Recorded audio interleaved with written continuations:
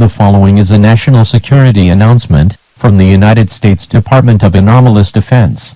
The President of the United States of America, together with the full support of the United Nations Security Council, has authorized a nuclear strike against the United Mexican States. The cities targeted are Acapulco, Chilpancingo, Iguala, Cuernavaca, and Mexico City. Any citizens living in the states of Texas, New Mexico, Arizona and California are requested to remain inside, lock all doors and to arm themselves. All citizens living or staying near coasts are to stay away from the sea immediately until the safety of the coast is secured by national defense forces. The National Guard and DAD agents have been deployed near regions bordering Mexico. Any citizens in said regions are requested to follow every order given to them by military forces or DAD personnel. Do not under any circumstances go near the Mexican border.